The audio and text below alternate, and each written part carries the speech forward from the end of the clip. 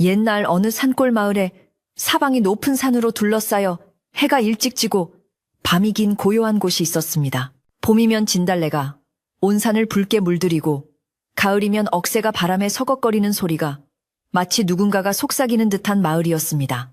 이 마을 어귀에는 오래된 기와집 한 채가 있었는데 세월의 흔적이 곳곳에 배어 낡았지만 주인의 정갈한 손길 덕분에 언제나 단정한 모습을 하고 있었습니다. 마당에는 장독대가 반질반질 윤이 나게 닦여 있었고 처마 밑에는 잘 말린 시래기가 가지런히 걸려 있어 보는 이의 마음을 편안하게 해주었습니다.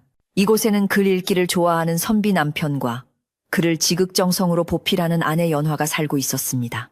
연화는 마음씨가 곱고 매사에 알뜰하여 마을 사람들의 칭찬이 자자했지만 집안 형편은 그리 넉넉지 않아 늘 쪼들리는 살림을 꾸려나가야 했습니다.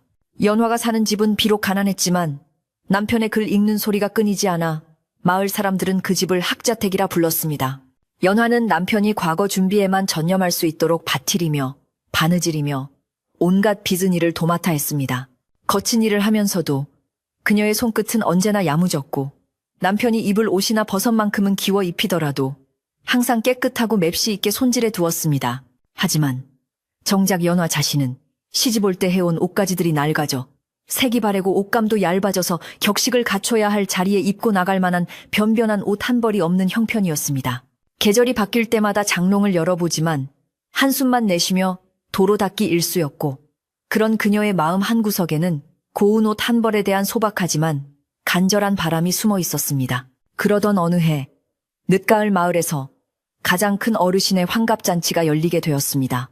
마을 전체가 들썩이며 잔치 준비로 분주해졌고 집집마다 떡을 치고 술을 빚느라 고소한 냄새가 온 마을을 휘감았습니다. 연화의 남편 역시 마을에 존경받는 선비로서 잔치에 초대받았기에 부부 동반으로 참석해야 하는 자리였습니다. 연화는 기쁜 마음으로 남편의 도포를 정성스레 다듬어 놓았지만 막상 자신이 입고 갈 옷을 생각하니 눈앞이 캄캄해졌습니다. 가지고 있는 치마 저고리는 너무 낡아 잔치마당에 나서기에는 남편의 체면을 깎아먹을까 걱정이 되었기 때문입니다. 밤늦도록 호롱불 아래서 낡은 치마를 이리저리 살펴보았지만 이미 닳고 다른 옷감을 기워 입는 것만으로는 화려한 잔치 분위기에 어울릴 리 만무했습니다. 고민 끝에 연화는 그동안 푼푼히 모아두었던 쌈짓돈을 꺼내들고 읍내 장터로 나가기로 결심했습니다. 넉넉하지 않은 돈이었기에 새 옷감을 끊어 옷을 짓는 것은 꿈도 꿀 수 없었지만 혹시나 헌옷을 파는 가게나 전당포에 가면 저렴하면서도 상태가 좋은 옷을 구할 수 있지 않을까 하는 기대 때문이었습니다. 이른 아침 서리가 하얗게 내려앉은 들길을 걸어 읍내로 향하는 연화의 발걸음은 설렘 반, 걱정 반으로 가벼우면서도 무거웠습니다. 찬바람이 옷깃을 파고들었지만 남편의 체면을 세워주고 싶은 마음에 추위도 잊은 채 부지런히 걸음을 옮겼습니다. 읍내 장터는 장날을 맞아 물건을 사고 파는 사람들로 북적였고 여기저기서 들려오는 흥정 소리에 활기가 넘쳐 흘렀습니다. 연화는 화려한 비단 가게 앞을 지나칠 때마다 걸음을 멈추고 고운 색깔의 옷감들을 넋을 잃고 바라보았습니다. 진홍색 쪽빛 옥색의 비단들이 햇살을 받아 눈부시게 빛나는 것을 보며 잠시나마 자신이 그 옷을 입은 모습을 상상해 보았습니다. 하지만 주머니 속의 쌈짓돈을 만지작거리며 이내 현실을 깨닫고는 씁쓸한 미소를 지으며 발길을 돌려야 했습니다. 새 옷을 파는 가게들은 그녀가 가진 돈으로는 엄두도 낼 수 없는 가격을 불렀고 그녀는 점점 더 장터의 구석진 곳으로 밀려나듯 걸음을 옮겼습니다. 해가 중천에 떠올랐지만 마땅한 옷을 찾지 못한 연화의 다리는 점차 무거워졌고 잔치에 입고 갈 옷을 구하지 못하면 어쩌나 하는 불안감이 가슴을 조여오기 시작했습니다. 그렇게 장터를 헤매다 연화가 당도한 곳은 장터 끝자락 인적이 드물고 그늘진 골목에 위치한 낡은 전당포였습니다. 가게 입구에는 먼지 쌓인 물건들이 아무렇게나 놓여 있었고 안에서는 퀴퀴한 곰팡이 냄새가 흘러나오고 있어 선뜻 들어가기가 망설여지는 곳이었습니다. 하지만 더 이상 물러설 곳이 없었던 연화는 용기를 내어 삐걱거리는 나무 문을 열고 안으로 들어섰습니다. 어둑어둑한 실내는 바깥의 활기찬 장터와는 전혀 다른 세상처럼 고요했고 천장까지 쌓인 잡동사니들이 기괴한 그림자를 드리우고 있었습니다.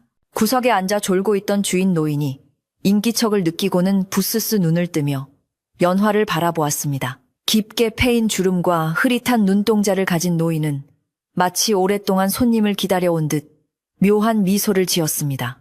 연화는 조심스러운 목소리로 혹시 여인네가 입을 만한 쓸만한 옷이 있는지 물었습니다. 주인 노인은 아무 말 없이 자리에서 일어나 가게 안쪽 깊숙한 곳에 있는 커다란 괴짝으로 다가갔습니다. 삐걱거리는 소리와 함께 괴짝 뚜껑이 열리자 연화의 눈이 휘둥그레질 만큼 아름다운 옷 한 벌이 모습을 드러냈습니다. 그것은 짙은 다홍색 치마에 은은한 국화무늬가 수놓인 연두색 저고리였는데 낡은 전당포에 입기에는 너무나도 고운 자태를 뽐내고 있었습니다. 옷감은 최상급 비단인지라 어두운 가게 안에서도 은은한 광택이 흘렀고 소매 끝동에 대어놓은 하얀 거들지조차 때 하나 묻지 않은 새 것처럼 깨끗했습니다. 연화는 홀린 듯이 그 옷으로 다가가 손끝으로 옷감을 만져보았습니다. 비단은 마치 물 흐르듯 부드러웠고 손에 닿는 감촉이 서늘하면서도 착 감기는 것이 일품이었습니다. 연화는 단번에 그 옷에 마음을 빼앗겼지만 한편으로는 이렇게 귀한 옷이 왜 이런 허름한 전당포 구석에 처박혀 있는지 의아한 마음이 들었습니다. 게다가 이렇게 좋은 옷이라면 가격이 엄청날 것이 분명해 자신이 가진 돈으로는 턱도 없을 것이라 생각하며 낙담했습니다. 연화가 아쉬운 표정으로 가격을 묻자 주인 노인은 예상 밖의 헐값을 불렀습니다. 연화가 가지고 온 쌈짓돈으로도 충분히 사고도 남을 만큼 터무니없이 싼 가격이었습니다. 연화는 귀를 의심하며 다시 한번 가격을 확인했지만 노인은 어서 가져가라는 듯 손사래를 치며 오히려 값을 더 깎아주겠다고 제안했습니다. 이 옷은 임자가 따로 있는 법이니 부인께서 가져가시면 딱 맞을 것 같소. 아주 귀한 옷이지만 내게는 그저 짐일 뿐이니 싸게 가져가시오.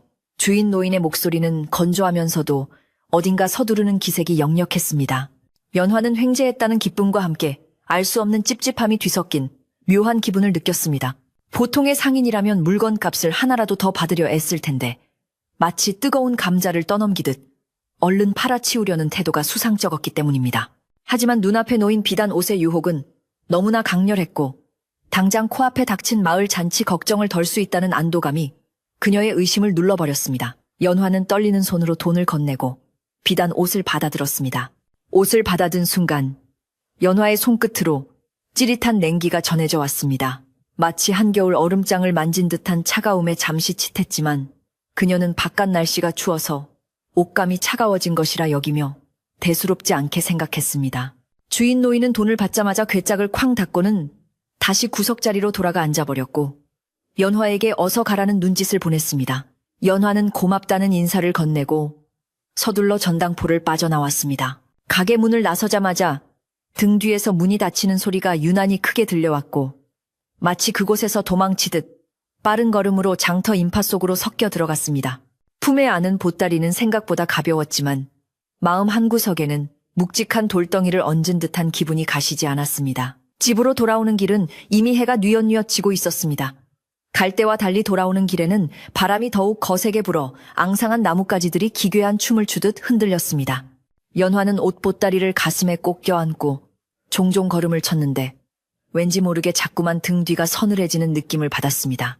누군가가 뒤에서 지켜보고 있는 것 같아 몇 번이나 뒤를 돌아보았지만 텅 빈 들판에는 마른 억새들만이 바람에 울고 있을 뿐 아무도 없었습니다. 까마귀 한 마리가 불길하게 울며 머리 위를 스쳐 지나갔고 연화는 저도 모르게 옷깃을 여미며 발걸음을 재촉했습니다. 품 안에 비단 옷에서 풍기는 은은한 향기가 코끝을 스쳤는데 그것은 헌 옷에서 나는 냄새가 아니라 마치 방금 지어낸 새 옷이나 잘 관리된 규방의 향기 같았습니다.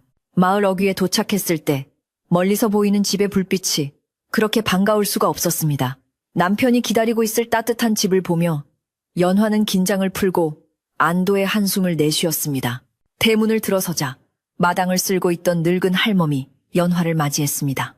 이 할멈은 연화네 집안일을 오랫동안 도와온 분으로 눈이 어둡고 귀가 조금 멀었지만 육감이 남달라 종종 기이한 일들을 예감하곤 했습니다. 할멈은 연화가 들어오자마자 하던 비질을 멈추고 연화의 품에 안긴 보따리를 뚫어지게 쳐다보았습니다. 마님, 그게 뭡니까? 밖에서 찬 바람을 잔뜩 몰고 오셨구만요. 할멈의 말에 연화는 웃으며 읍내에서 싼 값에 구한 좋은 옷이라며 자랑스레 보따리를 들어보였습니다. 방으로 들어온 연화는 남편이 글을 읽고 있는 건넌방을 향해 다녀왔음을 고하고 안방으로 들어가 서둘러 보따리를 풀었습니다. 호롱불 아래 드러난 비단 옷은 전당포 어두운 구석에서 보았을 때보다 훨씬 더 고혹적이고 아름다웠습니다. 다홍색 치마는 불빛을 받아 붉은 꽃잎처럼 피어나는 듯했고 연두색 저고리는 싱그러운 봄풀처럼 생기가 넘쳤습니다. 연화는 감탄을 금치 못하며 옷을 펼쳐보았고 옷감을 얼굴에 대어보며 거울 속에 자신을 비추어 보았습니다. 낡은 무명옷을 입은 초라한 자신의 모습 위에 화려한 비단 옷을 대어보니 마치 자신이 귀한 집안의 마님이라도 된 듯한 착각에 빠져들었습니다. 이 옷을 입고 잔치에 가면 남편의 어깨가 으쓱해질 것을 생각하니 입가에 절로 미소가 번졌습니다. 연화는 옷을 입어보기 위해 저고리에 고름을 풀려고 했습니다. 그런데 이상하게도 옷고름이 꽉 묶인 것처럼 뻑뻑하여 잘 풀리지 않았습니다. 손에 힘을 주어 겨우 고름을 풀자 옷에서 스르륵 하는 소리가 났는데 그 소리가 마치 여인의 한숨 소리처럼 들려 순간 연화는 움찔했습니다. 잘못 들었겠거니 하며 저고리를 걸치는데 옷이 몸에 닿는 순간 온몸에 털이 쭉 뼈서는 듯한 전율이 흘렀습니다. 옷은 연화의 몸에 맞춤복처럼 딱 맞았지만 어딘가 모르게 몸을 옥죄어 오는 듯한 답답함이 느껴졌습니다. 특히 목깃 부분이 유난히 타이트하게 느껴져 자꾸만 목을 만지작거리게 되었습니다. 거울 속에 비친 자신의 모습은 너무나 아름다웠지만 거울 속 연화의 얼굴은 왠지 모르게 창백해 보였습니다. 그때 부엌에서 저녁을 짓던 할멈이 안방 문을 열고 들어왔습니다. 마님, 저녁상은 언제 올릴까요? 라고 묻던 할멈은 연화가 입고 있는 옷을 보자마자 그 자리에 멈춰 섰습니다. 할멈의 표정이 순식간에 굳어지더니 뒷걸음질을 치며 중얼거렸습니다. 마님, 그 옷, 색깔이 참 곱긴 한데 어찌 그리 서늘한 기운이 돕니까? 마치 산 사람이 입을 옷이 아닌 것 같습니다. 할멈의 불길한 말에 연화는 기분이 상하여 핀잔을 주었습니다. 할멈도 참 이렇게 고운 옷을 보고 무슨 그런 섭섭한 말씀을 하세요. 전당포 주인이 아주 귀한 옷이라며 싸게 준 것인데 연화는 애써 할멈의 말을 무시하려 했지만 등골을 타고 오르는 오싹함은 쉽게 사라지지 않았습니다. 연화는 옷을 벗어 곱게 개어 장롱 깊숙한 곳에 넣어두었습니다. 옷을 벗자 몸을 조이던 답답함이 사라지고 다시 숨통이 트이는 것 같았습니다. 하지만 옷이 들어간 장롱 쪽을 쳐다볼 때마다 왠지 모를 시선이 느껴지는 것 같아 자꾸만 눈길이 갔습니다. 그날 밤 연화는 잠자리에 들었지만 쉽게 잠을 이룰 수 없었습니다. 밖에서는 바람이 문풍지를 세차게 흔들어대고 멀리서 들려오는 개 짖는 소리가 유난히 구슬프게 들렸습니다. 선잠이 들었을까? 꿈속에서 연화는 짙은 안개 속을 헤매고 있었는데 어디선가 답답해. 풀어줘. 라는 희미한 여인의 목소리가 들려오는 것 같았습니다. 쏘스라치게 놀라 잠에서 깼을 때 방 안은 쥐 죽은 듯 고요했고 장롱문이 아주 조금 손가락 하나 들어갈 만큼 열려있는 것이 보였습니다. 다음날 아침 연화는 밤새 뒤숭숭했던 꿈자리를 잊으려 애쓰며 마당으로 나갔습니다. 간밤의 바람 탓인지 마당에는 낙엽이 어지럽게 널려 있었고 하늘은 잿빛 구름이 잔뜩 끼어 금방이라도 비가 쏟아질 것 같았습니다. 어제 사온 비단 옷을 햇볕에 좀 말려두려 했지만 날씨가 도와주지 않아 다시 장롱문을 닫아야 했습니다. 그런데 이상한 일은 그뿐만이 아니었습니다. 평소 연화를 잘 따르던 옆집 강아지가 연화가 마루에 앉아있자 꼬리를 내리고 낑낑거리는 소리를 내며 슬금슬금 뒷걸음질을 치는 것이었습니다. 마치 연화에게서 무언가 무서운 것을 본 것처럼 겁에 질린 눈치였습니다. 연화는 자신의 몸에서 냄새가 나나 싶어 옷 냄새를 맡아보았지만 어제 맡았던 그 은은하고 차가운 향기만이 희미하게 남아있을 뿐이었습니다. 오후가 되자 마을에서 소문난 수다쟁이이자 욕심 많은 이웃 여인 월선이 연화네 집을 찾아왔습니다. 월선은 평소에도 남의 집 살림살이에 관심이 많고 좋은 물건이 있으면 어떻게든 구경하고 탐을 내는 성격이었습니다. 연화 아우, 어제 읍내장에 다녀왔다면서 뭐 좋은 거라도 건졌나 해서 구경 왔지. 월선은 넉살 좋게 웃으며 방으로 들어와 자리를 잡고 앉았습니다. 연화는 내키지 않았지만 워낙 끈질긴 성격의 월선이라 어쩔 수 없이 장롱을 열어 어제 사온 비단 옷을 보여주었습니다. 옷을 보자마자 월선의 눈이 탐욕스럽게 번뜩였습니다.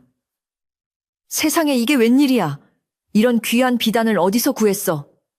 색깔이며 자수며 대궐 안방마님이나 입을 법한 옷이네. 월서는 감탄사를 연발하며 옷을 이리저리 만져보고 몸에 대어보며 호들갑을 떨었습니다. 이거 정말 자네가 입으려고 산 거야. 자네한테는 좀 과분해 보이는데 나한테 팔 생각 없어. 내가 웃돈을 얹어줄 테니 나한테 넘기지. 그래. 월서는 노골적으로 욕심을 드러내며 연화를 졸라대기 시작했습니다. 연화는 정중하게 거절했지만 월서는 쉽게 포기할 기색이 아니었습니다. 그녀는 옷을 만지작거리며 계속해서 연화의 마음을 떠보았고 옷에 대한 칭찬을 늘어놓으면서도 은근히 연화의 살림 형편을 빗대어 비꼬기도 했습니다. 그러던 중 월선이 옷의 목깃 부분을 만지다가 갑자기 손을 떼며 어머, 따가워라 하고 소리쳤습니다. 왜 그러세요? 연화가 놀라 묻자 월선은 손가락 끝을 입으로 빨며 인상을 찌푸렸습니다. 아니 여기에 가시가 박혔나? 갑자기 바늘로 찌르는 것처럼 따끔하네. 월서는 옷을 털어보았지만 아무것도 나오지 않았습니다.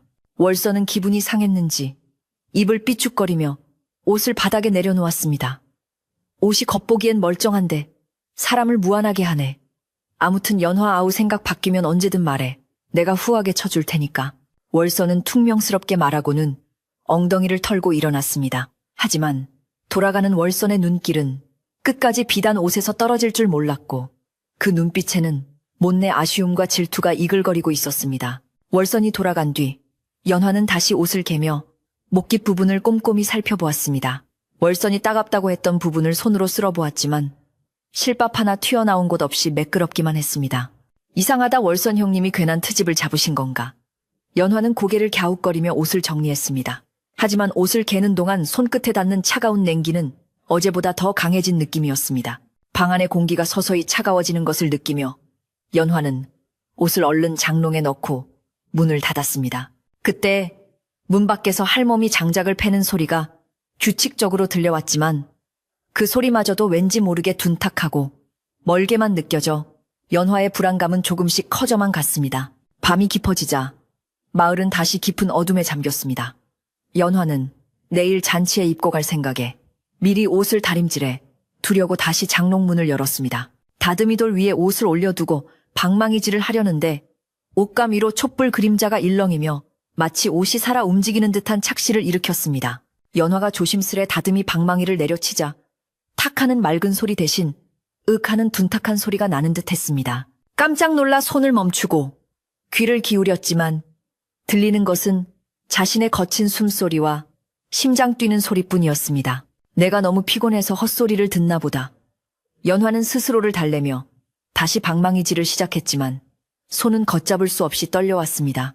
이 옷을 집에 들인 후부터 평온했던 일상이 조금씩 금이 가고 있다는 예감이 그녀를 감싸기 시작했습니다. 잔치날이 하루하루 다가올수록 연화의 마음속에는 기대와 불안이 마치 실타래처럼 뒤엉켜 있었습니다. 비단 옷을 장롱에 넣어둔 뒤로 집안 공기는 눈에 띄게 차가워졌고 밤이면 이유를 알 수 없는 서늘한 바람이 방 안을 감돌아 촛불을 위태롭게 흔들어대곤 했습니다. 하지만 연화는 그 옷을 입고 마을 사람들 앞에 섰을 때 쏟아질 부러움 섞인 시선과 남편의 흐뭇해할 표정을 상상하며 불안함을 애써 억누르려 했습니다. 남편이 글 공부에 매진하느라 밤늦게까지 깨어있는 날이면 연화는 남편에게 들키지 않도록 조용히 장롱문을 열어 옷을 쓰다듬으며 마음을 달랬습니다. 비단은 여전히 차가웠지만 그 매끄러운 감촉은 연화의 손을 놓아주지 않으려는 듯 묘한 흡입력을 가지고 있었습니다. 드디어 잔치를 이틀 앞둔 날 오후 남편이 마을 훈장님 댁에 잠시 들르러 나간 사이 연화는 옷을 제대로 입어보기로 마음먹었습니다. 방 안에 홀로 남은 연화는 정갈하게 세수를 하고 머리를 빗어 넘긴 뒤 떨리는 손으로 장롱에서 비단 옷을 꺼내 들었습니다. 대낮임에도 불구하고 옷을 꺼내자 방 안의 온도가 뚝 떨어지는 듯한 한기가 느껴졌지만 연화는 창문을 닫아 바람을 막으며 거울 앞에 섰습니다. 다홍색 치마를 먼저 두르자 치마폭이 마치 살아있는 것처럼 스르르 펴지며 다리를 감싸 안았습니다.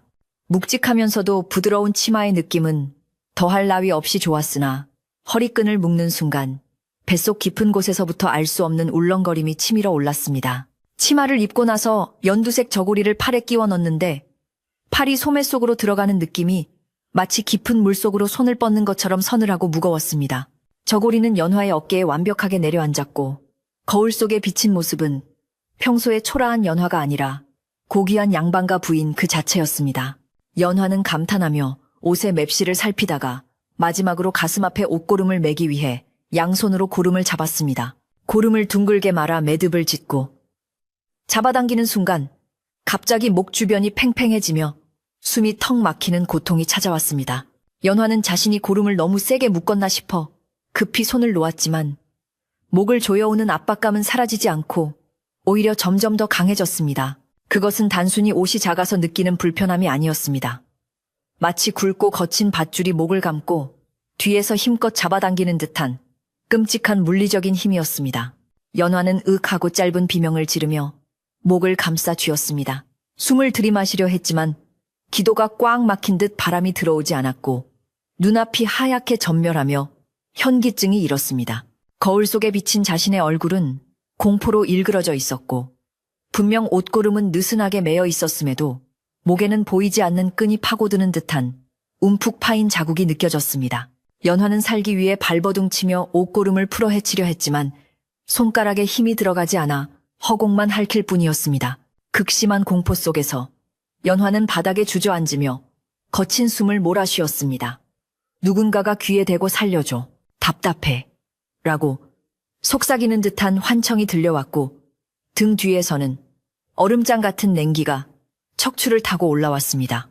있는 힘을 다해 저고리를 양옆으로 잡아당기자 투둑하는 소리와 함께 옷이 벌어지며 겨우 숨통이 트였습니다. 들이마신 공기가 폐부를 찌르듯 들어왔고 연화는 바닥에 엎드려 깸냥거리며 기침을 토해냈습니다.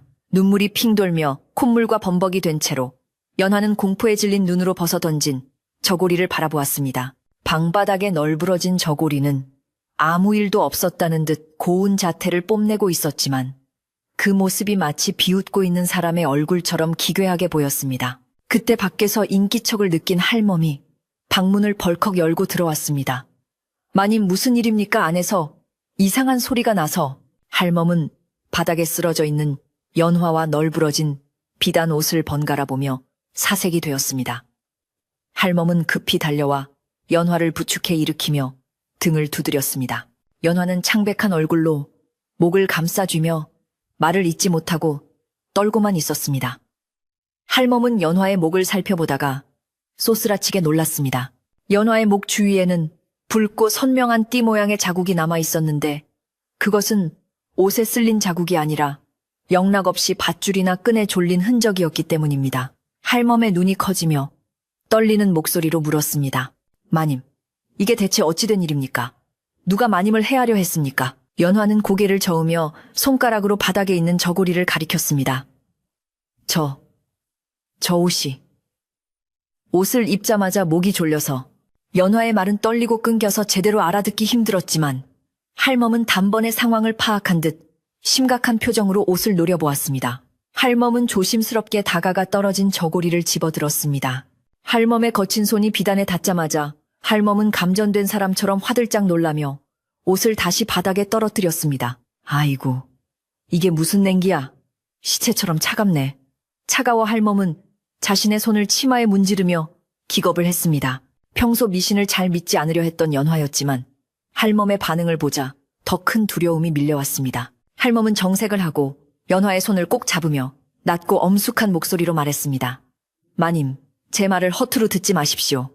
물건에는 주인의 혼이 깃드는 법입니다. 특히 옷은 사람의 몸을 감싸고 있던 것이라 그 기운이 더 강합니다. 이 옷은 보통 옷이 아닙니다. 원한이 서려 있거나 억울하게 죽은 이의 물건임에 틀림없습니다. 당장 내다 버리거나 태워야 합니다. 할멈의 경고는 단호했지만 연화는 선뜻 대답할 수 없었습니다. 그 옷을 사는데 쓴 돈은 그녀가 가진 전 재산이나 다름없었고 당장 내일 모레 입고 갈 옷이 없다는 현실적인 문제가 그녀의 발목을 잡았기 때문입니다. 연화는 망설이는 눈빛으로 옷을 바라보며 입술을 깨물었습니다. 할멈, 그래도 이 귀한 것을 어떻게 태워요? 내가 너무 긴장해서 헛것을 느꼈나 봐요. 옷이 조금 작아서 그랬을 수도 있고. 연화는 애써 변명하며 옷을 주섬주섬 챙겼습니다. 할멈은 답답하다는 듯 가슴을 치며 혀를 찼습니다. 마님, 목숨보다 귀한 옷이 어디 있습니까? 저 붉은 자국을 보고도 그러십니까?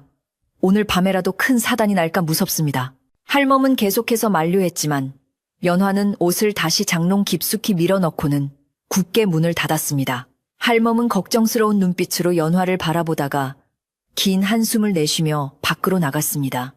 연화는 쿵쾅거리는 심장을 진정시키려 냉수한 사발을 들이켰지만 목에 남은 따끔거리는 통증은 쉽게 가라앉지 않았습니다. 한편 연화네 집 담벼락 너머에는 이웃집 여인 월선이 귀를 쫑긋 세우고 서 있었습니다. 월선은 연화가 비단 옷을 샀다는 사실을 안 뒤로 배가 아파 견딜 수가 없어 호시탐탐 연화네 집 동태를 살피던 중이었습니다. 방 안에서 들려온 비명소리와 할멈의 다급한 외침을 엿들은 월선은 회심의 미소를 지었습니다. 거봐, 분수에 안 맞는 옷을 입으니 탈이 나지. 원한이 서린 옷이라니 아주 재미있는 이야깃거리가 생겼네. 월선은 걱정은커녕 이 기회에 연화를 곤경에 빠뜨리고 그 비단 옷을 자신이 차지할 궁리를 하기 시작했습니다.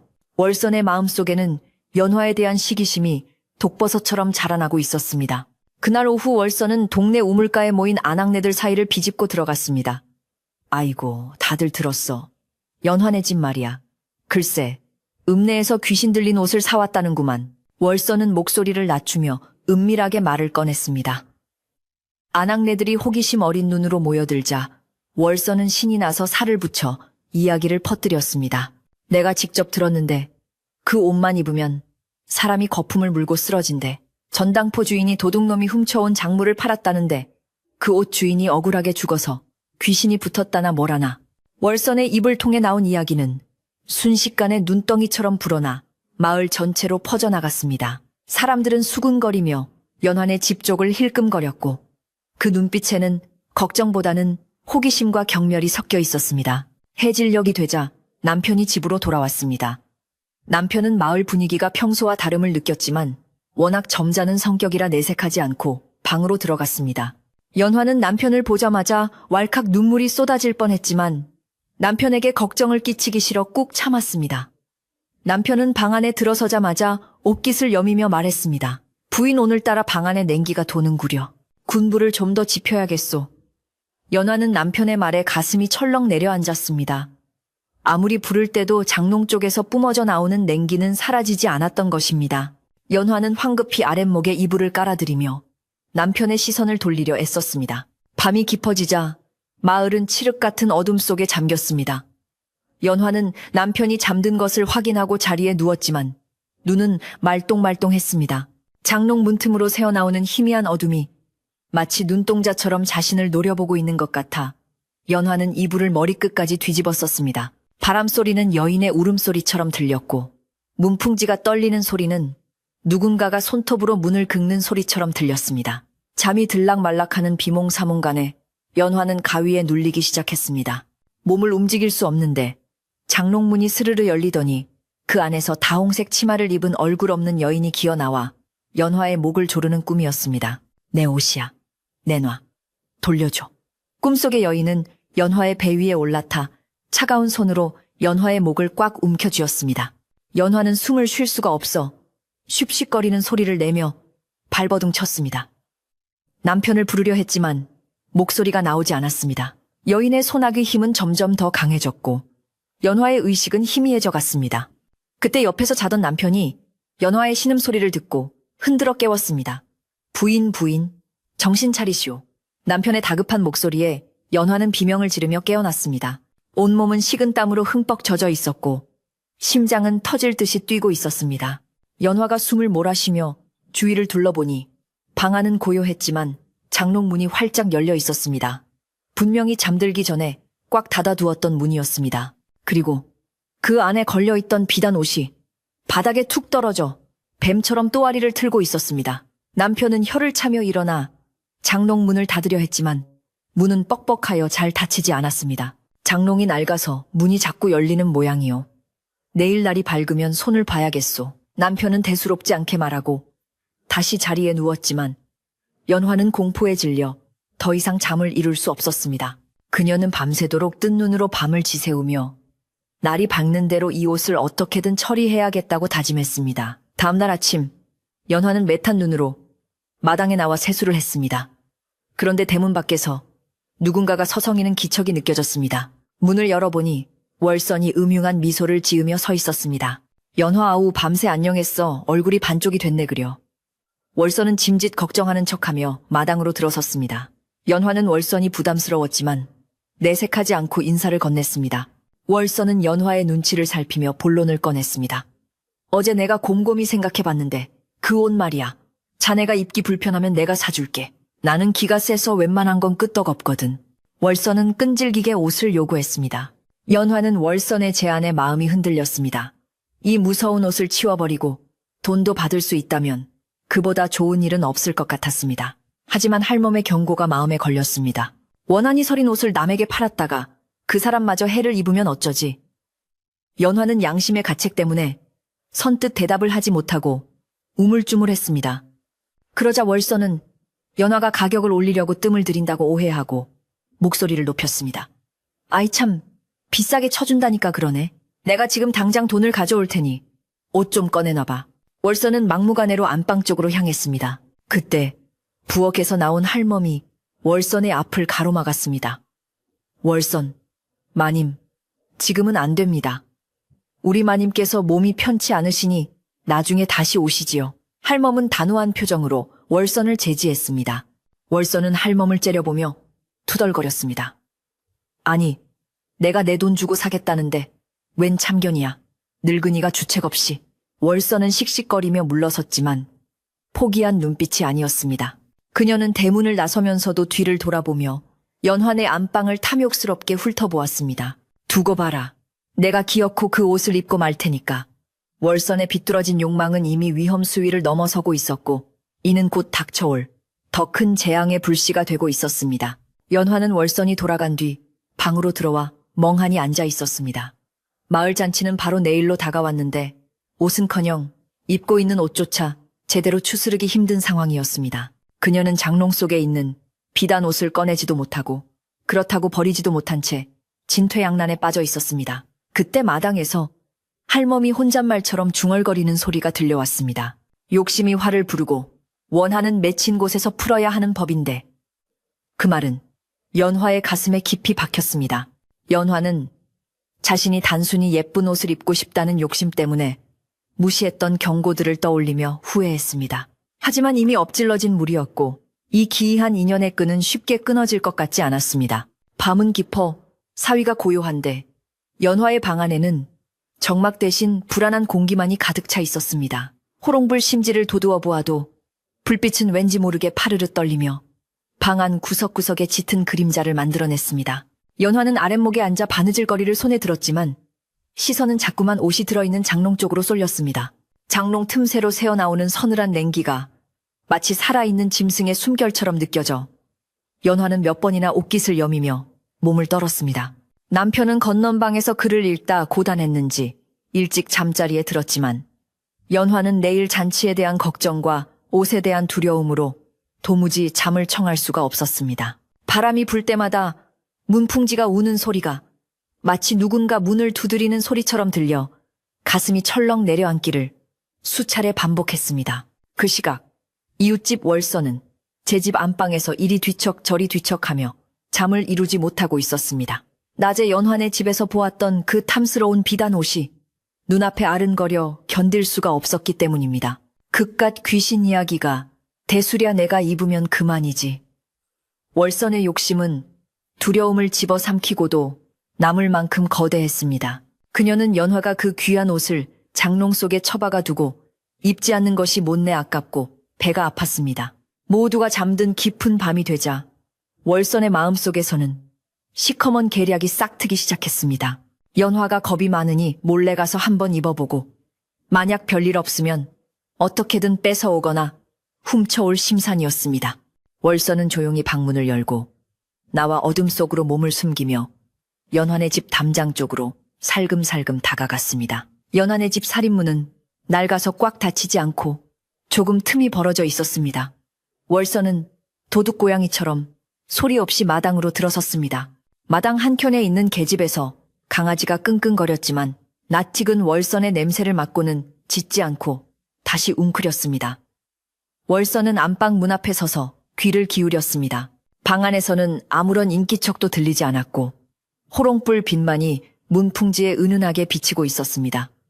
마침 연화는 속이 답답하여 부엌으로 물을 마시러 간 사이였습니다. 월선은 이때다 싶어 조심스럽게 방문을 열고 방 안으로 쑥 들어갔습니다. 방 안에는 주인이 없었고 오직 구석에 놓인 낡은 장롱만이 월선을 기다리고 있는 듯 했습니다. 월선은 쾌재를 부르며 장롱 앞으로 다가갔습니다. 장롱 문을 열자마자 훅 끼쳐오는 냉기에 월선은 잠시 주춤했습니다. 한겨울 바람처럼 차가운 공기가 얼굴을 때렸지만 그 속에 걸려있는 비단 옷의 자태는 어둠 속에서도 요염하게 빛나고 있었습니다. 월선은 홀린 듯이 손을 뻗어 옷을 꺼내 들었습니다. 옷감은 얼음장처럼 차가웠지만 월선은 그것을 비단의 좋은 질감이라 여기며 대수롭지 않게 생각했습니다. 그녀는 서둘러 자신의 겉옷을 벗어던지고 비단 치마를 입기 시작했습니다. 치마는 스르르 미끄러지듯 월선의 몸을 감쌌고 그 부드러운 감촉에 월선은 황홀경에 빠져들었습니다. 아이고, 이렇게 좋은 걸 썩히고 있다니. 연화, 그 여편네는 복을 걷어차는구만. 월선은 거울 앞에 서서 자신의 모습을 비추어 보며 콧노래를 흥얼거렸습니다. 저고리를 입을 차례가 되자 월선은 약간의 흥분을 느끼며 팔을 끼워 넣었습니다. 저고리는 월선의 풍만한 몸매에도 딱 맞춘 듯이 들어맞았습니다. 거울 속에 비친 자신의 모습은 평소의 억척스러운 아낙네가 아니라 고래등 같은 기와집 안방마님처럼 우아해 보였습니다. 월선은 만족스러운 미소를 지으며 옷고름을 매기 위해 양손을 가슴 앞으로 모았습니다. 그때였습니다. 방 안의 호롱불이 갑자기 팍 하고 꺼지더니 칠흑 같은 어둠이 찾아왔습니다. 월선이 놀라서 어머나 하고 소리치는 순간 목 주변에 서늘하고 끈적한 무언가가 휘감기는 느낌이 들었습니다. 그것은 옷깃이라기보다는 차가운 손가락들이 목을 움켜쥐는 감각에 더 가까웠습니다. 월선은 본능적으로 옷고름을 풀려고 손을 움직였지만 손가락이 말을 듣지 않았습니다.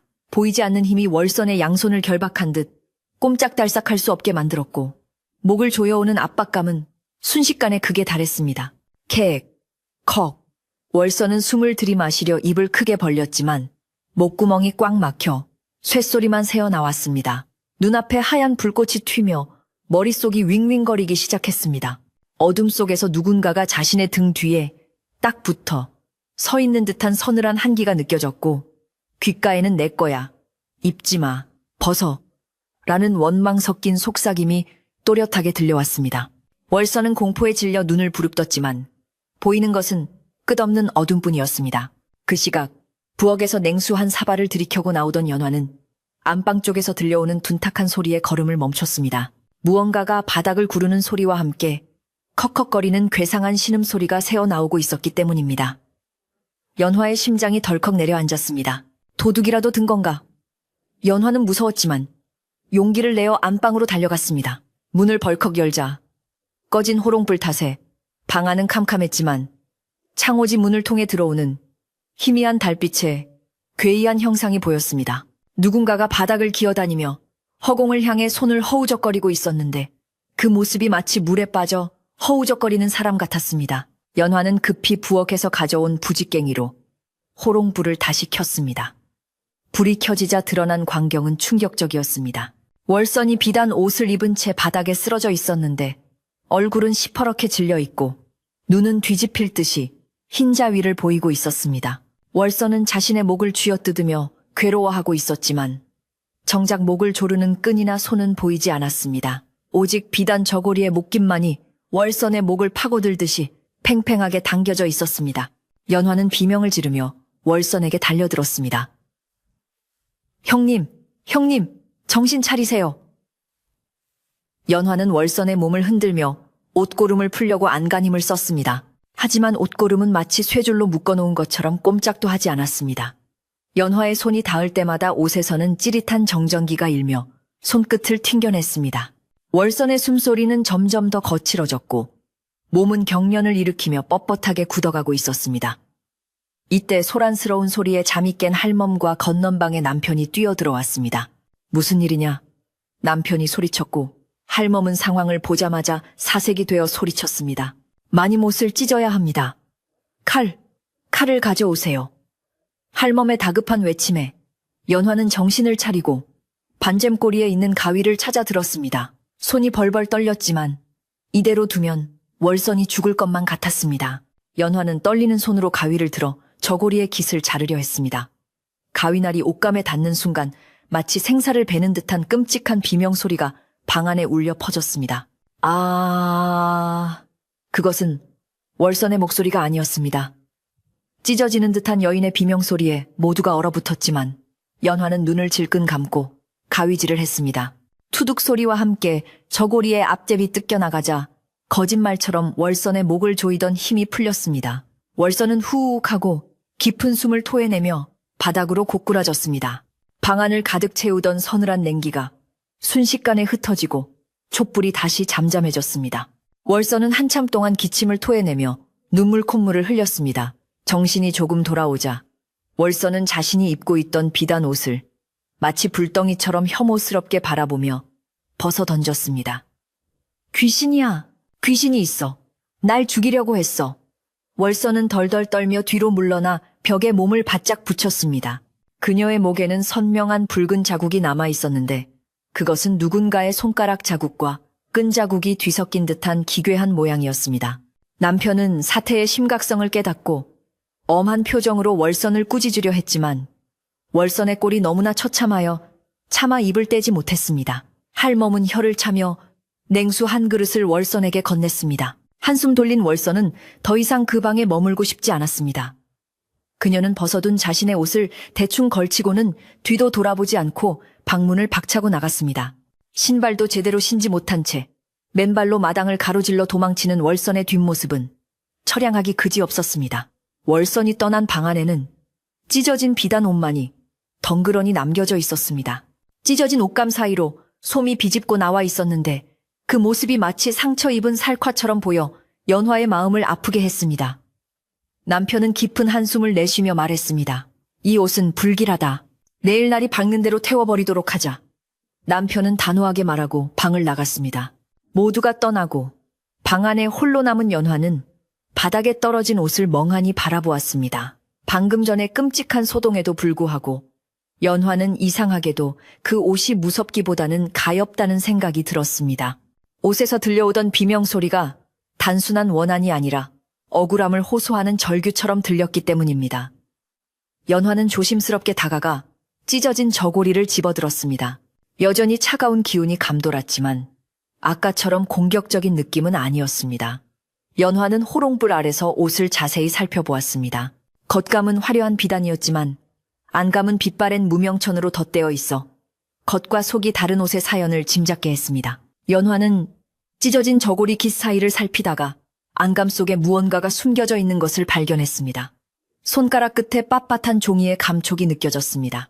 연화는 조심스럽게 안감의 실밥을 뜯어내고 그 속에 들어있는 것을 꺼냈습니다. 그것은 곱게 접힌 작은 한지 조각이었습니다. 세월이 흘러 종이는 누렇게 변색되었고 가장자리는 닳아 있었지만 그 안에 적힌 글씨는 먹물이 번지지 않아 선명하게 남아 있었습니다. 연화는 떨리는 손으로 종이를 펼쳐보았습니다. 거기에는 흘려쓴 붓글씨로 짧은 문장이 적혀 있었습니다. 억울하다. 나는 훔치지 않았다. 내 결백은 하늘만이 알리라. 글귀를 읽는 순간 연화의 머릿속에 번개가 치듯 스쳐 지나가는 생각이 있었습니다. 이 옷의 주인은 도둑 누명을 쓰고 억울하게 죽은 여인이었던 것입니다. 그동안 옷이 사람들의 목을 조른 것은 억울해서 숨을 쉴 수 없었던 그 여인의 고통이 그대로 남아있었기 때문이었습니다. 월선이 욕심을 부려 옷을 입었을 때 그토록 격렬하게 반응한 것도 도둑 누명을 쓴 주인의 원한이 도둑질하러 온 월선의 마음에 반응한 것이 분명했습니다. 연화는 가슴 한구석이 찡해지며 눈시울이 뜨거워졌습니다. 단순한 귀신 들린 물건이 아니라 한 맺힌 여인의 슬픈 사연이 담긴 유품이었던 것입니다. 연화는 종이를 가슴에 품고 옷을 다시 정성스럽게 개었습니다. 남편의 말대로 태워버린다면 이 여인의 억울함은 영영 풀리지 못한 채 구천을 떠돌게 될 것이었습니다. 연화는 옷을 태우는 대신 이 옷에 맺힌 원한을 풀어주어야겠다고 결심했습니다. 비록 내일 잔치에 입고 갈 수는 없게 되었지만 누군가의 억울함을 풀어주는 것이 비단 옷 한 벌보다 더 값진 일이라 생각했습니다. 연화는 할멈을 조용히 불렀습니다. 할멈이 들어오자 연화는 발견한 쪽지를 보여주며 나지막이 말했습니다. 할멈이 옷은 태우면 안 되겠어요. 주인의 한을 풀어줘야 이 사단이 끝날 것 같아요. 할멈은 쪽지를 받아들고는 글을 읽지 못해 멀뚱히 쳐다보았지만 연화의 설명을 듣고는 고개를 끄덕였습니다. 아이고 씹씹. 그랬구만요. 억울해서 눈도 못 감고 이승을 떠돌았구만요. 마님 생각이 옳습니다. 그냥 태우면 귀신이 되어 더 큰 화를 입힐지도 모릅니다. 할멈은 연화의 결정을 지지하며 내일 날이 밝는 대로 마을 어르신들께 여쭈어 전당포에 옷을 맡긴 사람의 내력을 더 자세히 알아보자고 제안했습니다. 연화는 그제야 마음이 조금 놓이는 듯 했습니다. 공포의 대상이었던 옷이 이제는 위로해 주어야 할 아픈 손가락처럼 느껴졌습니다. 밤바람은 여전히 차가웠지만 방 안의 공기는 한결 부드러워져 있었습니다. 연화는 찢어진 옷을 반전고리 옆에 두고 바늘과 실을 준비했습니다. 내일 당장 전당포 주인을 찾아가 이 옷의 내력을 묻고 억울한 누명을 벗겨줄 방법을 찾아야겠다고 다짐했습니다. 창밖에는 새벽을 알리는 닭 울음소리가 멀리서 들려오고 동쪽 하늘이 희미하게 밝아오고 있었습니다. 긴 밤 동안 계속되던 악몽은 끝났지만 진실을 밝히기 위한 여정은 이제 막 시작되고 있었습니다. 연화는 잠든 남편의 얼굴을 잠시 바라보다가 다시 옷으로 시선을 돌렸습니다. 옷감 위로 새벽의 푸르스름한 빛이 내려앉자 비단은 마치 눈물을 머금은 듯 촉촉하게 빛나고 있었습니다. 날이 밝자 마을에는 월선이 밤새 겪은 일에 대한 소문이 파다하게 퍼졌습니다. 월선이 혼이 나가 머리를 풀고 도망쳤다는 둥, 연화네 집에 진짜 귀신이 산다는 둥 말들이 많았지만 연화는 흔들리지 않았습니다. 그녀는 아침 일찍 정화수를 떠놓고 옷 앞에 절을 올렸습니다. 부디 노여움을 거두세요. 제가 당신의 이야기를 들어드리겠습니다. 연화의 진심 어린 목소리가 방 안에 울려 퍼지자 흔들리던 문풍지가 잠잠해지고 촛불이 곧게 타오르기 시작했습니다. 이제 연화에게 남은 과제는 이 옷의 주인이 누구인지 그리고 어떤 억울한 사연이 있었는지를 세상에 밝혀내는 일이었습니다. 연화는 날이 밝자마자 옷 속에 숨겨져 있던 쪽지를 품에 안고 집을 나섰습니다. 어젯밤의 공포는 어느새 사라지고 그 자리에 억울하게 생을 마감한 여인에 대한 연민과 진실을 밝혀야겠다는 결연한 의지만이 남아 있었습니다. 마을 어귀를 지날 때 부지런한 이웃들이 인사를 건넸지만 연화는 가볍게 목례만 하고는 바쁜 걸음으로 읍내를 향했습니다. 찬서리가 내린 들판길은 미끄러웠지만 그녀의 발걸음은 그 어느 때보다 단단했습니다. 읍내 장터는 아침 일찍부터 문을 여는 상인들로 분주했는데 연화는 곁눈질도 하지 않고 곧장 그 낡고 허름한 전당포로 향했습니다. 멀리서 보이는 전당포의 낡은 간판이 마치 입을 꾹 다문 채 비밀을 간직하고 있는 듯 무겁게 느껴졌습니다. 전당포 문을 열고 들어서자 주인 노인은 여전히 구석자리에서 곰방대를 물고 있었습니다. 연화가 들어오는 것을 본 노인은 짐짓 놀란 눈치였지만 이내 시선을 피하며 딴청을 피웠습니다. 옷이 마음에 안 들어서 물러왔소. 한번 판 물건은 무르지 못하니 그리 아쉬오. 노인은 퉁명스럽게 쏘아붙였지만 그 목소리 끝에는 미세한 떨림이 묻어 있었습니다. 연화는 아무 말 없이 품에서 낡은 쪽지를 꺼내 노인 앞에 탁자에 내려놓았습니다.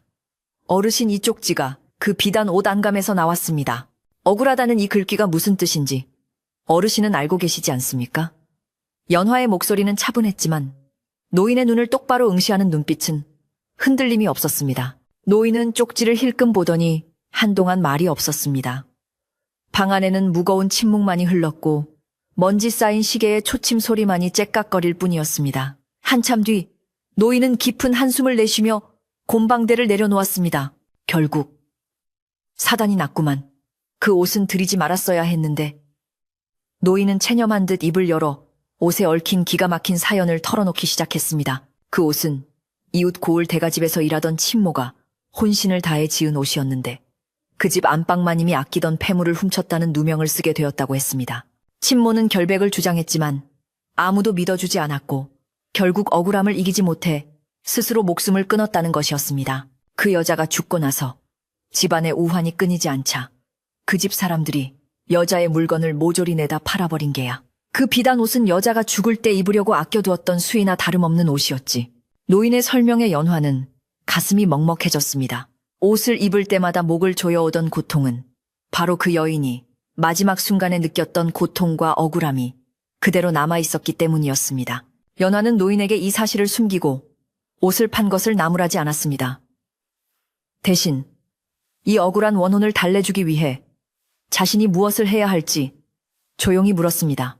노인은 부끄러운 듯 고개를 숙이며 옷을 태우기 전에 정성스레 재를 올려주는 것이 좋겠다고 조언했습니다. 집으로 돌아오는 길, 연화의 마음은 한결 무거우면서도 방향이 잡힌 듯 뚜렷해졌습니다. 단순히 무서운 귀신이 아니라 누군가의 따뜻한 위로가 필요한 가여운 영혼이라는 것을 알게 되었기 때문입니다. 마을에 도착한 연화는 남편에게 전당포에서 들은 이야기를 전했습니다. 남편 또한 선비로서 억울한 일을 돕는 것이 도리라며 마을 사람들을 불러 모아 이 사실을 알리고 함께 원혼을 달래주자고 했습니다.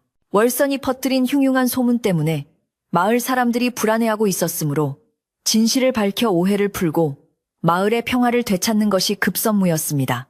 연화는 부엌으로 들어가 정갈한 마음으로 제사상을 준비하기 시작했습니다. 그날 저녁 연환의 마당에는 멍석이 깔리고 작은 제사상이 차려졌습니다. 소문을 듣고 몰려온 마을 사람들이 마당을 가득 메웠고 그 중에는 잔뜩 겁을 먹은 월선도 끼어 있었습니다. 월선은 어젯밤의 충격이 가시지 않은 듯 창백한 얼굴이었지만 호기심과 불안함 때문에 자리를 뜨지 못하고 있었습니다. 연화는 찢어진 비단 옷을 상 위에 곱게 올려놓고 그 옆에 맑은 정화수 한 그릇과 하얀 쌀밥 그리고 따뜻한 국 한 그릇을 차려냈습니다. 화려한 구판은 아니었지만 연화의 정성이 가득 담긴 소박하고 엄숙한 자리였습니다. 사람들은 숨을 죽이고 연화의 행동을 지켜보았습니다. 남편이 나서서 마을 사람들에게 옷에 얽힌 사연을 차근차근 설명했습니다. 도둑 누명을 쓰고 죽은 여인의 억울함과 그 원한이 서려 옷이 사람들을 해하려 했던 것이라는 사실이 밝혀지자 사람들의 표정은 두려움에서 연민으로 바뀌어갔습니다. 특히 월선은 이야기를 들으며 몸을 사시나무 떨듯 떨었습니다. 자신이 욕심을 부려 훔쳐 입으려 했던 옷이 실은 억울하게 도둑으로 몰려 죽은 이의 것이었다는 사실이 마치 자신의 탐욕을 꾸짖는 듯 했기 때문입니다. 월선은 그제야 자신이 얼마나 큰 잘못을 저질렀는지 깨닫고 부끄러움에 고개를 들 수 없었습니다. 남편의 낭독이 끝나자 사방은 숙연해졌습니다. 연화는 상 앞으로 다가가 무릎을 꿇고 앉았습니다. 그리고 옷을 향해 나지막하지만 분명한 목소리로 말을 건넸습니다. 이보세요. 얼마나 억울하고 답답하셨습니까? 아무 죄 없이 도둑으로 몰려 목숨까지 끊어야 했던 당신의 심정을 이제야 알게 되었습니다. 연화의 목소리는 떨렸지만 진심이 가득 담겨 있었습니다. 바람이 불어 촛불이 일렁였지만 연화는 아랑곳하지 않고 말을 이었습니다. 여기 모인 우리 모두가 당신의 결백을 알게 되었습니다. 이제 누구도 당신을 도둑이라 손가락질하지 않을 것입니다. 부디 이 옷에 맺힌 원한을 풀고 편안한 곳으로 가시길 바랍니다. 연화는 품에서 꺼낸 쪽지를 촛불에 태웠습니다. 쪽지가 타오르며 붉은 불꽃이 허공으로 흩어지자 갑자기 마당에 회오리 바람이 불어 닥쳤습니다. 사람들은 놀라 웅성거렸지만 연화는 움직이지 않고 옷을 지그시 바라보았습니다. 바람은 잠시 거세게 부는가 싶더니 이내 거짓말처럼 잦아들었습니다. 그리고 놀라운 일이 벌어졌습니다. 상 위에 놓인 비단 옷에서 뿜어져 나오던 서늘하고 날카로운 기운이 사라지고 대신 따뜻하고 부드러운 온기가 감돌기 시작한 것입니다. 마치 꽉 묶여있던 매듭이 스르르 풀리듯 옷을 감싸고 있던 팽팽한 긴장감이 녹아내리는 것을 모두가 느낄 수 있었습니다. 그 순간 구석에 서 있던 월선이 참았던 울음을 터뜨리며 앞으로 나왔습니다. 아이고, 내가 잘못했네. 남의 귀한 물건을 탐내고 억울한 사연도 모르고 함부로 입을 놀렸어. 내 욕심이 귀신보다 더 무서웠던 게야. 월선은 바닥에 주저앉아 통곡했습니다. 월선의 진심 어린 회개는 자리에 모인 사람들의 마음을 움직였습니다. 사람들은 월선을 비난하기보다는 등을 두드려주며 위로했습니다. 연화는 월선에게 다가가 손을 잡아주었습니다. 형님, 이제 다 지난 일입니다. 그분도 형님의 사과를 받으셨을 겁니다. 월선의 눈물은 그동안 마을에 퍼졌던 불신과 시기를 씻어내리는 듯 했습니다. 의식이 끝나고 연화는 반코고리를 가져와 찢어진 저고리를 꿰매기 시작했습니다. 어젯밤 월선을 살리기 위해 가위로 잘라냈던 부분을 한 땀 한 땀 정성스레 이어붙였습니다. 연화의 바느질 솜씨는 야무졌지만 이번에는 그 어느 때보다 더 조심스럽고 부드러웠습니다. 마치 상처 입은 살을 꿰매어 주듯 연화는 옷감의 결을 맞추고 고운 명주실로 상처를 덮어주었습니다. 바늘이 옷감을 통과할 때마다 옷에서는 더 이상 비명소리도 거친 저항도 느껴지지 않았습니다.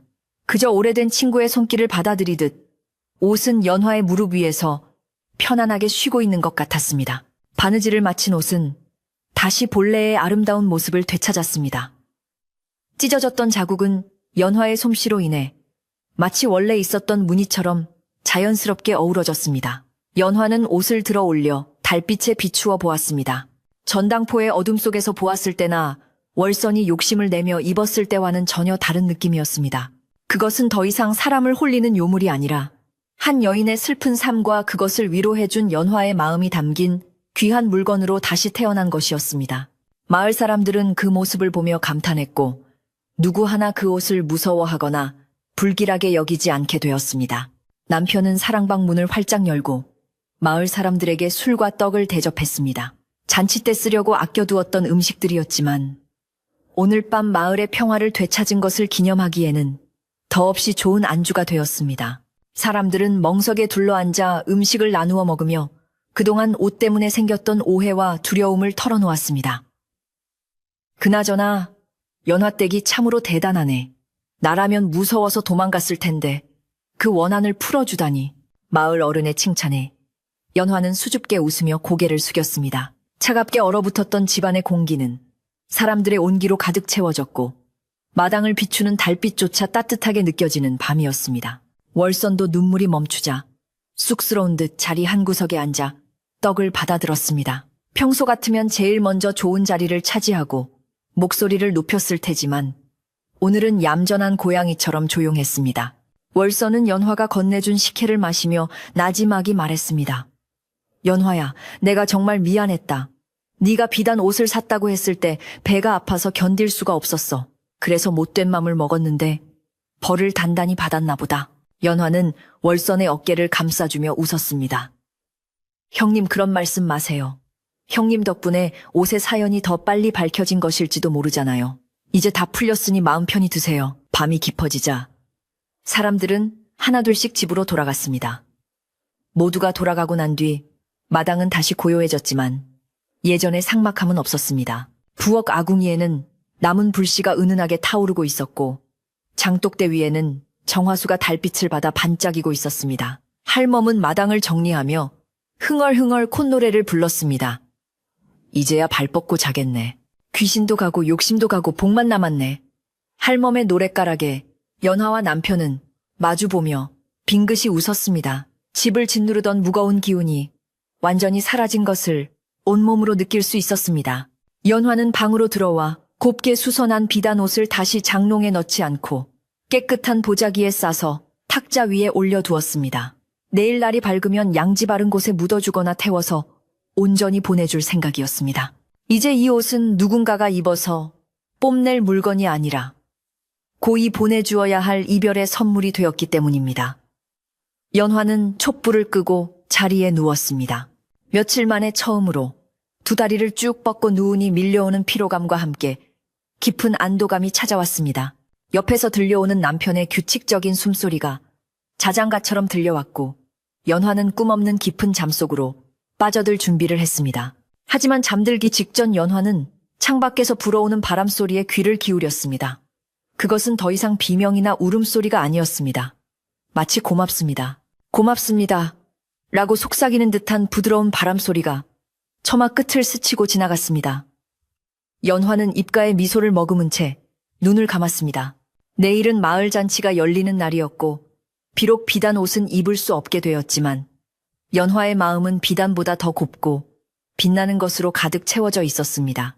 집안을 감싸던 공포는 물러가고 그 자리에는 이해와 용서 그리고 사람 사는 정이 따뜻하게 피어오르고 있었습니다. 다음 날 아침 연화의 집 마당에는 그 어느 때보다 맑고 투명한 햇살이 쏟아져 내렸습니다. 지난밤의 기이한 소동과 두려움을 씻어내기라도 하듯 하늘은 구름 한 점 없이 푸르고 높았습니다. 연화는 아침 일찍 일어나 몸을 정갈하게 씻고 보자기에 싸두었던 비단옷을 조심스럽게 마당 한가운데로 가지고 나왔습니다. 남편이 미리 준비해둔 깨끗한 장작 위에 옷을 올리자 바람이 불지 않았는데도 옷자락이 살랑거리며 마지막 춤을 추는 듯 했습니다. 그것은 이제 원한이 아닌 작별을 고하는 몸짓처럼 보였고 연화는 경건한 마음으로 불씨를 당겼습니다. 타닥타닥 타오르는 불길 속에서 비단 옷은 검은 연기 대신 하얀 연기를 피워 올리며 하늘로 흩어졌습니다. 옷이 타오르는 동안 연화와 남편 그리고 할멈은 두 손을 모아 그 여인의 명복을 빌었습니다. 부디 좋은 곳으로 가셔서 이승에서의 억울함은 모두 잊고 편안히 쉬소서. 연화의 기도에 화답하듯 불꽃은 사납게 일렁이지 않고 차분하게 사그라들었습니다. 옷이 완전히 재가 되어 사라지자 마당을 감돌던 미세한 한기마저 씻은 듯이 사라지고 훈훈한 온기만이 남았습니다. 할멈은 재를 고이 모아 뒷산 양지 바른 나무 아래 묻어주었습니다. 이제 그 비단 옷은 세상에 존재하지 않았지만 연화의 마음속에는 비단보다 더 귀한 깨달음과 평화가 자리 잡게 되었습니다. 집안의 공기는 다시 예전처럼, 아니 예전보다 더 따뜻하고 아늑하게 변해 있었습니다. 모든 정리를 마친 연화는 이제 마을 잔치에 갈 채비를 서둘렀습니다. 비록 뽐내려 했던 화려한 비단 옷은 사라졌지만 연화는 전혀 아쉽지 않았습니다. 그녀는 장롱을 열어 평소 아끼던 무명 치마 저고리를 꺼냈습니다. 비록 색이 바래고 낡았지만 연화가 밤새 정성껏 풀을 먹이고 다듬이질을 해두어 빳빳하고 깨끗했습니다. 하얀 동정은 눈처럼 빛났고 치마의 주름은 단정하게 잡혀 있어 소박한 기품이 흘렀습니다. 연화는 옷을 입으며 비단 옷을 입었을 때 느꼈던 답답함과 불편함 대신 마치 제 피부처럼 편안하게 감싸주는 무명 옷의 감촉에 깊은 안도감을 느꼈습니다. 거울 속에 비친 그녀의 모습은 화려하지 않았지만 그 어느 때보다 맑고 고운 얼굴을 하고 있었습니다. 남편 또한 연화의 그런 모습을 보며 흡족한 미소를 지었습니다. 부인 오늘따라 비단 옷을 입었을 때보다 훨씬 더 기품 있고 아름답소. 마음이 편안하니 얼굴에서도 빛이 나는구려. 남편의 진심 어린 칭찬에 연화는 수줍게 웃으며 온매무새를 다듬었습니다. 두 사람은 나란히 대문을 나서 마을 잔치가 열리는 큰 어르신 댁으로 향했습니다. 마을 길은 잔치에 가는 사람들로 북적였고 어디선가 흥겨운 풍물 소리가 들려와 사람들의 발걸음을 재촉하게 만들었습니다. 길가에 핀 코스모스가 가을바람에 한들거리며 연화 부부를 반겨주는 듯했고 지나는 이웃들은 연화에게 밝은 표정으로 인사를 건넸습니다. 잔치마당에 들어서자 맛있는 음식 냄새와 사람들의 웃음소리가 가득했습니다. 마당 한가운데에는 멍석이 깔리고 푸짐한 상이 차려져 있었으며 마을 사람들은 삼삼오오 모여 앉아 이야기꽃을 피우고 있었습니다. 연화 부부가 들어서자 사람들의 시선이 일제히 그들에게 쏠렸습니다. 예전 같으면 연화의 옷차림을 훑어보며 수군거렸을지도 모를 사람들이었지만 오늘은 눈빛이 달랐습니다. 어젯밤 연화가 보여준 용기 있는 행동과 따뜻한 마음씨에 대한 소문이 이미 퍼져 있었기 때문입니다. 사람들은 연화에게 자리를 양보하며 따뜻하게 맞아주었고 그 환대는 그 어떤 비단 옷보다 연화를 빛나게 해주었습니다. 그때 부엌에서 음식을 나르던 월선이 연화를 발견하고는 쟁반을 내려놓고 달려왔습니다. 연화, 아우, 어서 오게 내가 자네 오기만을 기다렸네. 월선의 태도는 전날의 표독스러움은 온데간데 없고 친정언니처럼 살갑고 다정했습니다. 월선은 연화의 손을 잡고 자신이 맡아둔 좋은 자리로 안내했습니다. 어제 자네가 아니었으면 나는 정말 큰일 날 뻔했어. 내 목숨을 구해준 은인이나 다름없네. 오늘 내가 제일 맛있는 고기와 떡을 가져다 줄 테니 맘껏 들게나. 월선은 자신의 잘못을 뉘우친 뒤로 사람이 180도 변해 있었고 연화는 그런 월선의 변화가 고맙고 기뻤습니다. 잔치의 주인공인 마을 큰 어르신이 상석에 앉아 계시다가 연화를 불렀습니다. 연화댁, 이리 좀 와보게. 어르신의 부름에 연화는 조심스럽게 앞으로 나갔습니다. 흰 수염을 길게 기른 어르신은 인자한 미소로 연화를 바라보시며 말씀하셨습니다. 내 이야기를 다 들었네. 억울한 원혼을 달래주고 마을의 평화를 지켰다지. 옷이 날개라는 말이 있지만 자네를 보니 그 말이 틀린 듯하네. 비단 옷을 입지 않아도 자네의 마음씨가 비단결 같으니 오늘 이 자리에서 누구보다 귀티가 흐르는구먼. 어르신의 칭찬에 좌중에서는 옳소, 맞습니다 하는 추임새와 함께 박수가 터져 나왔습니다. 연화는 얼굴이 붉어졌지만 가슴 벅찬 감동을 느꼈습니다. 무리해서 산 비단 옷으로 겉모습을 치장하려 했던 자신의 욕심이 부끄러워지는 동시에 진정한 아름다움은 옷에서 나오는 것이 아니라 마음에서 나온다는 평범한 진리를 다시금 깨닫게 된 것입니다. 남편은 곁에서 연화를 바라보며 그 누구보다 자랑스러워했습니다. 어르신은 연화에게 직접 술 한 잔을 따라주며 덕담을 건넸고 연화는 두 손으로 공손히 잔을 받았습니다. 그 술잔에는 마을 사람들의 인정과 존경이 담겨 있었고 연화는 그 따뜻한 마음을 감사히 마셨습니다. 잔치는 무르익어 갔고 연화는 이웃들과 어울려 즐거운 시간을 보냈습니다. 갓 지은 찰떡은 쫄깃하고 고소했으며 솥뚜껑에 부쳐낸 전은 기름진 향기로 입맛을 돋우었습니다. 연화는 월선이 챙겨주는 음식들을 맛있게 먹으며 그동안 서먹했던 이웃들과도 허물없이 대화를 나누었습니다. 연화댁, 나중에 바느질 좀 가르쳐줘.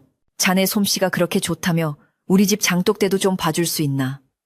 사람들은 연화의 야무진 손끝과 지혜를 필요로 했고 연화는 기쁜 마음으로 돕겠다고 약속했습니다. 비단 옷소동이 오히려 전화위복이 되어 연화는 마을 사람들과 더욱 끈끈한 정을 나누게 된 것입니다. 어느덧 해가 서산 너머로 뉘엿뉘엿 지고 마을에는 저녁 연기가 피어오르기 시작했습니다. 잔치마당의 흥겨움도 조금씩 차분해지고 사람들은 하나둘씩 짐을 챙겨 집으로 돌아갈 채비를 했습니다. 연화와 남편도 배가 부르고 마음이 꽉 찬 상태로 자리에서 일어났습니다. 월서는 대문 밖까지 따라 나와 배웅하며 보자기에 떡과 과일을 한가득 싸서 연화의 손에 들려주었습니다. 이거 가서 출출할 때 남편이랑 먹어. 그리고 종종 놀러오고. 월선의 진심 어린 배웅을 받으며 연화 부부는 집으로 향하는 오솔길로 들어섰습니다. 돌아오는 길에는 둥근 보름달이 떠올라 밤길을 환하게 비추어 주었습니다. 달빛을 받은 억새밭이 은빛 물결처럼 출렁이고 풀벌레 소리가 고요한 밤의 정취를 더해 주었습니다. 남편은 앞서 걷다가 뒤따라오는 연화의 보폭에 맞춰 걸음을 늦추며 나지막이 말했습니다. 부인 오늘 참으로 고생 많았소. 그리고 고맙소. 부인의 지혜 덕분에 우리 집안에 닥칠 뻔한 화를 막고 오히려 큰 복을 얻었구려. 남편의 따뜻한 말 한마디가 밤바람에 실려 연화의 귓가에 닿았습니다. 연화는 남편의 그림자를 밟으며 조용히 미소 지었습니다. 아닙니다, 서방님. 오히려 제가 욕심을 부려 집안을 시끄럽게 한 것 같아 죄송할 따름입니다. 집에 도착하자 집안을 지키던 할멈이 반가운 얼굴로 마중을 나왔습니다. 오셨습니까? 잔치는 즐거우셨는지요? 할멈은 미리 군부를 지펴 방바닥을 따뜻하게 데워놓았고 아랫목에는 깨끗한 이부자리가 깔려 있었습니다. 연화는 방으로 들어와 겉옷을 벗고 편안한 실내복으로 갈아입었습니다. 방 안에는 훈훈한 온기와 함께 밥 짓는 냄새, 그리고 말린 쑥 향기가 은은하게 배어 있어 마음을 편안하게 해주었습니다. 며칠 동안 연화를 괴롭히던 서늘한 냉기와 공포는 이제 흔적조차 찾아볼 수 없었고 오직 평범하고 소박한 일상의 행복만이 가득했습니다. 연화는 월선이 싸준 떡을 접시에 담아 남편과 할멈 앞에 내놓았습니다. 셋은 따뜻한 방바닥에 둘러앉아 떡을 나누어 먹으며 잔치에서 있었던 일들을 도란도란 이야기했습니다.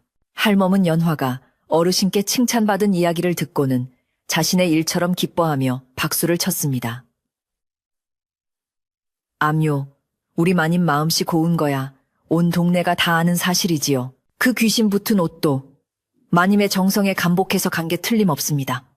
할멈의 넉살 좋은 말에 방 안에는 웃음꽃이 피어올랐습니다. 창밖에서는 바람이 불어 나뭇가지를 흔들었지만 그 소리는 더 이상 무섭지 않고 마치 자장가처럼 평화롭게 들렸습니다. 밤이 깊어지자 할멈은 건넌방으로 물러가고 연화와 남편은 잠자리에 들 준비를 했습니다. 남편은 문단속을 꼼꼼히 하고는 호롱불에 심지를 낮추었습니다. 방 안이 어둑어둑해지자 창호지 문 너머로 은은한 달빛이 스며들어와 방 안을 부드럽게 감싸 안았습니다. 연화는 자리에 누워 천장을 바라보았습니다. 텅 빈 장롱은 이제 더 이상 두려움의 대상이 아니었습니다. 비록 값비싼 비단 옷은 없지만 그 빈자리는 남편의 사랑과 이웃의 정, 그리고 자신의 떳떳함으로 가득 채워져 있음을 느꼈습니다. 연화는 옆에 누운 남편의 손을 슬며시 잡았습니다. 남편도 연화의 손을 꼭 맞잡아 주었습니다. 거칠지만 따뜻한 남편의 손길에서 전해져 오는 온기가 연화의 온몸으로 퍼져나갔습니다. 이제 푹 주무시오. 아무 걱정 말고. 남편의 나직한 목소리가 귓가에 맴돌았습니다. 연화는 네 서방님도 안녕히 주무세요. 라고 속삭이며 눈을 감았습니다. 몸은 노곤했지만 정신은 맑고 가벼웠습니다. 마치 무거운 짐을 내려놓고 구름 위에 누운 듯한 기분이었습니다. 집 밖에서는 풀벌레들이 가을밤에 깊이를 더해주는 합창을 하고 있었고 멀리서 개 짖는 소리가 들려왔지만 그마저도 평화롭게 느껴졌습니다. 굴뚝에서는 하얀 연기가 피어오르며 밤하늘의 별빛과 섞여들었고 연환의 작은 기와집은 마을의 고요한 어둠 속에서 가장 따뜻하고 안전한 안식처가 되어 있었습니다. 욕심을 버리고 얻은 평온함은 그 어떤 보물보다 값진 것이었습니다. 이제 연화는 꿈조차 꾸지 않을 깊고 단 잠에 빠져들었습니다. 내일 아침이면 또다시 밝은 해가 떠오르고 연화는 소박하지만 아름다운 자신의 일상을 이어갈 것입니다. 비단 옷보다 더 고운 마음을 가진 연화의 이야기는 밤바람을 타고 마을 곳곳으로 퍼져나가 사람들의 마음속에 따뜻한 등불 하나를 켜놓았습니다. 오늘 밤 여러분도 연화처럼 무거운 짐은 모두 내려놓고 마음 편안하고 따뜻한 꿈 꾸시길 바랍니다. 편안한 밤 되세요.